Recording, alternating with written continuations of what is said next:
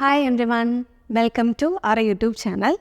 ഇന്നത്തെ ടോപ്പിക് എന്ന് പറയുന്നത് ന്യൂസിലാൻഡിലെ രജിസ്റ്റേർഡ് നഴ്സിൻ്റെ ജോബ് ഓപ്പർച്യൂണിറ്റീസിനെ കുറിച്ചിട്ടാണ്. ന്യൂസിലാൻഡിലെ ജോബ് കിട്ടാൻ ബുദ്ധിമുട്ടാണോ എന്ന ക്വസ്റ്റ്യൻ പ്രോസസ്സ് സ്റ്റാർട്ട് ചെയ്യാൻ പോകുന്ന കാൻഡിഡേറ്റ്സ് നമ്മളോട് ചോദിക്കാറുണ്ട്. പിന്നെ ഇപ്പോഴത്തെ ന്യൂസിലാൻഡ് ജോബ് പ്ലേസ്മെൻറ്റിൻ്റെ അവസ്ഥ എന്താണ് എന്നൊക്കെയുള്ള കാര്യങ്ങളാണ് നമ്മളിവിടെ ഡിസ്കസ് ചെയ്യാനായിട്ട് പോകുന്നത്.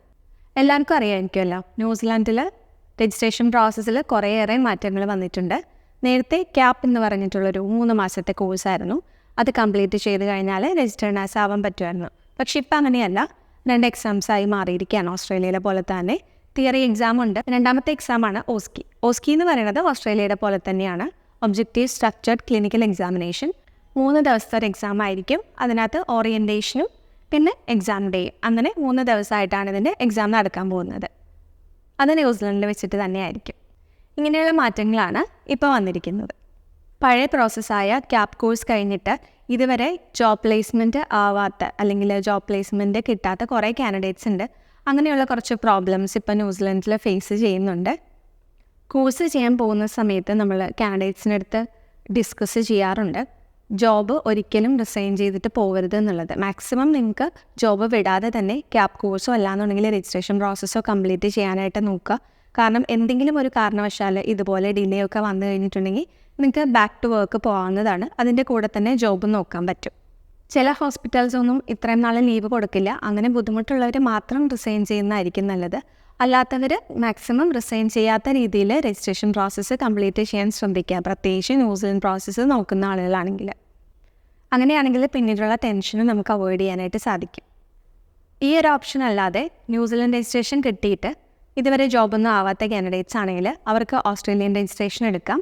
ഓസ്ട്രേലിയൻ രജിസ്ട്രേഷൻ എടുത്തിട്ട് പിന്നെ ജോബ് പ്ലേസ്മെൻറ്റ് നോക്കി ഓസ്ട്രേലിയയിലേക്ക് മൂവ് ചെയ്യാം. ഇങ്ങനെ 2 ഓപ്ഷൻസാണ് ന്യൂസിലൻഡ് പ്രോസസ്സ് ചെയ്യുന്ന അല്ലെങ്കിൽ ചെയ്ത് കഴിഞ്ഞ കാൻഡിഡേറ്റ്സിന് അവൈലബിൾ ആയിട്ടുള്ളത്. ഓസ്ട്രേലിയയിൽ ജോബ് പ്ലേസ്മെൻറ്റിന് തൽക്കാലം ബുദ്ധിമുട്ടൊന്നുമില്ല. ആവശ്യത്തിലധികം വേക്കൻസീസ് ഉണ്ട്. 482 വിസയ്ക്ക് ആണെങ്കിൽ തന്നെ ഒരു 2-3 മാസത്തിനുള്ളിൽ ഓസ്ട്രേലിയയിലേക്ക് മൈഗ്രേറ്റ് ചെയ്യാൻ സാധിക്കും. നമ്മൾ ജോബ് പ്ലേസ്മെൻറ്റ് അസിസ്റ്റൻസും ഓസ്ട്രേലിയയിൽ കൊടുക്കുന്നുണ്ട്. ന്യൂസിലാൻഡിൽ പ്ലേസ്മെൻറ്റ് അവൈലബിൾ അല്ല. അതിൻ്റെ മെയിൻ റീസൺ ഇതാണ്, കുറേ ഡിഫിക്കൽട്ടീസ് ഫേസ് ചെയ്യേണ്ടി വരുന്നുണ്ട്. അതുകൊണ്ട് നമ്മൾ ന്യൂസിലാൻഡ് ജോബ് പ്ലേസ്മെൻറ്റ് ചെയ്യുന്നില്ല. ക്യാപ്പ് കഴിഞ്ഞ് ഒത്തിരി നഴ്സസാണ് നമ്മളെ ന്യൂസിലൻഡിൽ നിന്ന് കോൺടാക്റ്റ് ചെയ്യുന്നത് ഡെയിലി. ഓസ്ട്രേലിയക്ക് ഹെൽപ്പ് ചെയ്യാൻ പറ്റുമോ എന്നൊക്കെ അറിയാൻ വേണ്ടിയിട്ടാണ് നമ്മൾ അവരെ കോൺടാക്റ്റ് ചെയ്യുന്നത്. ഇവർ ക്യാപ്പ് ചെയ്യാനായിട്ട് വിസിറ്റിംഗ് വിസയിലായിരിക്കും പോകുന്നത്. ക്യാപ്പ് കോഴ്സ് 3 മാസത്തേത് കഴിഞ്ഞിട്ട് പിന്നെയും ഈ വിസിറ്റിംഗ് വിസയിൽ തന്നെ കണ്ടിന്യൂ ചെയ്യേണ്ടി വരും. ആ ഒരു ടൈമിൽ വർക്ക് ചെയ്യാനായിട്ട് സാധിക്കില്ല, എല്ലാവർക്കും അറിയാമായിരിക്കുമല്ലോ. അപ്പോൾ അതുകൊണ്ട് വർക്ക് ചെയ്യാൻ സാധിക്കാത്തത് കൊണ്ട് അവരുടെ എക്സ്പെൻസ് അല്ലെങ്കിൽ അവർ സ്റ്റേ ചെയ്യുന്നതിൻ്റെ അക്കോമഡേഷൻ ഫീസ്, പിന്നെ ഫുഡ്, അങ്ങനെ എല്ലാ കാര്യങ്ങളും, ട്രാവലിംഗ് കോസ്റ്റ്, എല്ലാ എക്സ്പെൻസും നാട്ടിൽ നിന്നോ അല്ലാന്നുണ്ടെങ്കിൽ അവർ സേവ് ചെയ്ത എമൗണ്ടിൽ നിന്നോ സ്പെൻഡ് ചെയ്യേണ്ടി വരും. അത് ശരിക്കും പറഞ്ഞാൽ നമ്മുടെ നാട്ടിൽ വരുന്ന ഒരു എക്സ്പെൻസ് അല്ലല്ലോ, വലിയ രീതിയിലുള്ളൊരു എക്സ്പെൻസാണ്.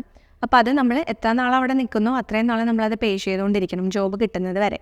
ഇപ്പോഴത്തെ ഒരു കണ്ടീഷനിൽ ജോബ് കിട്ടാൻ ബുദ്ധിമുട്ടായതുകൊണ്ട് കുറേ കാൻഡിഡേറ്റ്സ് ഈ ഒരു ഡിഫിക്കൽട്ടീസ് ഫേസ് ചെയ്യുന്നുണ്ട്. ഇങ്ങനെ ജോബ് ഇല്ലാതെ കണ്ടിന്യൂ ചെയ്യാനായിട്ട് ഭയങ്കര ബുദ്ധിമുട്ടാണ്. ഇനി വരുന്ന ഓസ്കിയുടെ പ്രോസസ്സും അങ്ങനെ തന്നെയായിരിക്കും. ഓസ്കി ചെയ്യാനായിട്ട് ന്യൂസിലാൻഡിൽ പോകുമ്പോൾ വിസിറ്റിംഗ് വിസയിൽ തന്നെയാണ് പോകേണ്ടത്. അതും അവിടെ ചെന്ന് ഓസ്കി കംപ്ലീറ്റ് ചെയ്തിട്ട് നിങ്ങൾ തിരിച്ച് വരാൻ നോക്കുക. തിരിച്ച് വന്നു കഴിഞ്ഞിട്ട് ബാക്കി എല്ലാ പേപ്പർ വർക്കും നിങ്ങൾ എവിടെയാണോ ഉള്ളത് അവിടെ നിന്ന് തന്നെ ചെയ്യുന്നതായിരിക്കും നല്ലത്. ന്യൂസിലാൻഡിൽ വെയിറ്റ് ചെയ്യുവാണെങ്കിൽ ഇപ്പോഴത്തെ ആ ഒരു ബുദ്ധിമുട്ട് പിന്നീടും ഉണ്ട് എന്നുണ്ടെങ്കിൽ ജോബ് കിട്ടാൻ കുറച്ച് ഡിലേ വരും. നമ്മളെ കോൺടാക്റ്റ് ചെയ്ത പല നഴ്സസിൻ്റെയും എക്സ്പീരിയൻസ് വെച്ചിട്ട് അവരുടെ നാട്ടിൽ നിന്നൊക്കെയാണ് എമൗണ്ട് പേ ചെയ്ത് കൊടുക്കുന്നത് അവരുടെ ഡേ ടു ഡേ എക്സ്പെൻസിന് വേണ്ടിയിട്ട്. അപ്പോൾ നിങ്ങൾക്കത് ആലോചിക്കാം. അതുകൊണ്ട് ഇനി പോകാനിരിക്കുന്ന ആളുകളോ അല്ലാന്നുണ്ടെങ്കിൽ പ്രോസസ്സ് ചെയ്യുന്ന ആളുകളൊക്കെ ആണെങ്കിൽ മാക്സിമം ജോബ് റിസൈൻ ചെയ്യാതെ നോക്കുക. അതാണ് നമുക്ക് ഇതിനകത്ത് എടുക്കാൻ പറ്റുന്ന അല്ലെങ്കിൽ ഇതിനകത്ത് ചെയ്യാൻ പറ്റുന്ന ഒരു സൊല്യൂഷൻ എന്ന് പറഞ്ഞാൽ. ഈ ഒരു സിറ്റുവേഷൻ കുറച്ച് നാൾ കഴിയുമ്പോൾ മാറും എന്നാണ് അറിയാൻ സാധിച്ചത്. കുറച്ച് നാളുകൂടെ കഴിയുമ്പോഴേക്കും കുറേയേറെ വേക്കൻസീസ് വരും. കാരണം ഓസ്ട്രേലിയൻ രജിസ്ട്രേഷൻ എടുത്ത് ന്യൂസിലൻഡിൽ നിന്ന് മൈഗ്രേറ്റ് ചെയ്യുന്ന നഴ്സസ് ഒത്തിരിയാണ്. അപ്പോൾ കൂടുതൽ വേക്കൻസീസും വരും. ന്യൂസിലൻഡിൽ രജിസ്റ്റേർഡ് നഴ്സ് ആയിട്ടുള്ള ആളുകളാണെന്നുണ്ടെങ്കിൽ അവർ ഓസ്ട്രേലിയൻ രജിസ്ട്രേഷൻ എടുത്ത് അങ്ങനെ മൈഗ്രേറ്റ് ചെയ്യുന്നുണ്ട്. അപ്പോൾ ആ ഒരു ടൈമിൽ ന്യൂസിലൻഡിൽ പഴയ പോലെ തന്നെ വേക്കൻസീസ് വരാനാണ് സാധ്യത. എല്ലാവരും ന്യൂസിലൻഡ് പ്രോസസ്സ് ചെയ്യുന്നതിൻ്റെ ഒരു റീസൺ എന്ന് പറഞ്ഞാൽ ഇംഗ്ലീഷ് സ്കോറാണ്. ക്ലബ് ചെയ്യാൻ പറ്റുമല്ലോ. റൈറ്റിംഗ് C++ഉം ബാക്കി 3 മൊഡ്യൂൾസ് B മതി. അതുകൊണ്ടാണ് ഇപ്പം മിക്ക ആളുകളും ന്യൂസിലൻഡ് പ്രോസസ്സ് ചെയ്യാനായിട്ട് ആഗ്രഹിക്കുന്നത്. രണ്ട് കൺട്രിയുടെയും ഓസ്ട്രേലിയയുടെയും ന്യൂസിലൻഡിൻ്റെയും ഇംഗ്ലീഷ് സ്കോർ റിക്വയർമെൻറ്റ് ഞാൻ ഓൾറെഡി ഒരു വീഡിയോയിൽ അപ്ലോഡ് ചെയ്തിട്ടുണ്ട്. അതിൻ്റെ ലിങ്ക് ഡിസ്ക്രിപ്ഷനിൽ കൊടുക്കുന്നതാണ്. കൂടുതൽ ക്ലാരിഫിക്കേഷൻ വേണ്ടവർക്ക് ആ വീഡിയോ ചെക്ക് ചെയ്യാവുന്നതാണ്. നമ്മൾ ന്യൂസിലൻഡ് ആൻഡ് ഓസ്ട്രേലിയ രജിസ്ട്രേഷൻ പ്രോസസ്സാണ് ചെയ്യുന്നത്. പ്രോസസ്സ് സ്റ്റാർട്ട് ചെയ്യാൻ ആഗ്രഹിക്കുന്ന ആളുകളാണെങ്കിൽ സ്ക്രീനിൽ കാണുന്ന നമ്പറിൽ നമ്മളെ കോൺടാക്റ്റ് ചെയ്യാവുന്നതാണ്. വീഡിയോ ഇൻഫോർമേറ്റീവ് ആയിരുന്നുണ്ടെങ്കിൽ ചാനൽ സബ്സ്ക്രൈബ് ചെയ്യുക. പുതിയൊരു വീഡിയോ ആയിട്ട് വരുന്നവരെ ബൈ.